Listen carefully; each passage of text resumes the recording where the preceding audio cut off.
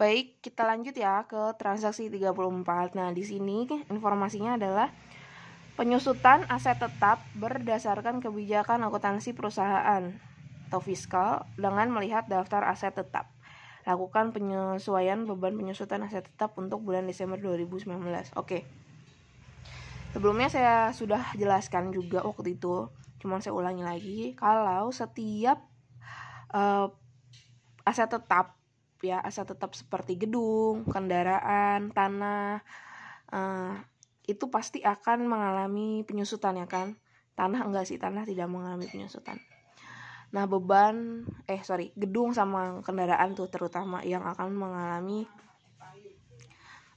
penyusutan ya, karena itu tadi aset tetap itu kan tidak mengurangi bentuk atau fisik dari benda tersebut ya, atau dari aset tersebut, tapi yang berkurang adalah nilai ekonomisnya atau yang biasa kita sebut dengan penyusutan atau depresiasi dalam bahasa Inggris gitu. Nah, ini yang harus kita catat.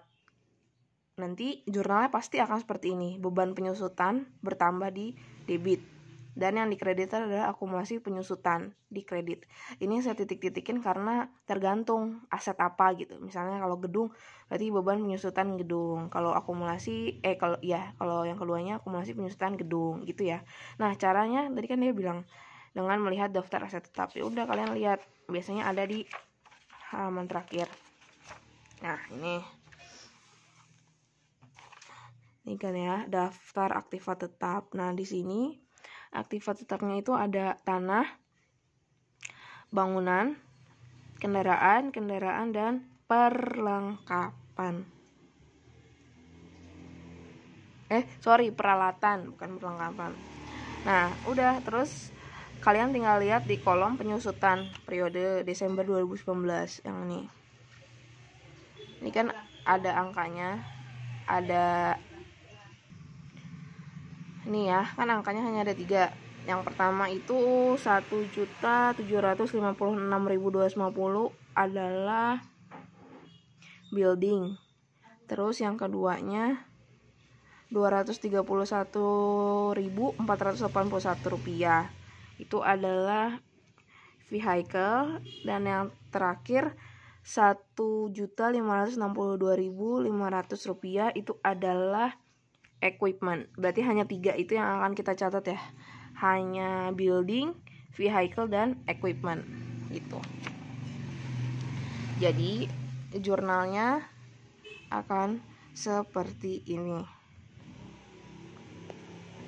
Biasa tanggal dan nomor dokumen. Lalu di sini ini jurnalnya nih. Yang pertama tadi depreciation expense building 1.756.250. Pokoknya kalian tinggal pindahin aja sama yang tadi di daftar aktiva tetapnya.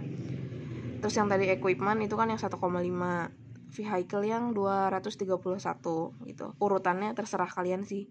Yang penting antara depreciation expense sama accumulated depreciation ini sama gitu. Kalau misalnya yang pertama kalian tulisnya building, kedua equipment, ketiga vehicle, ya yang di bawahnya juga harus kayak gitu. Kalau mau vehicle duluan ya berarti yang di bawah juga vehicle duluan. Pokoknya harus sesuai debit dan kreditnya.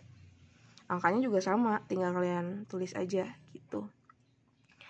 Sebenarnya boleh kalau misalnya kalian mau nulisnya satu-satu gitu, kayak misalnya depreciation expense building di debit sekian, terus bawahnya ini yang baris keduanya kalian tulisnya yang accumulated depreciation building, jadi sepasang gitu loh.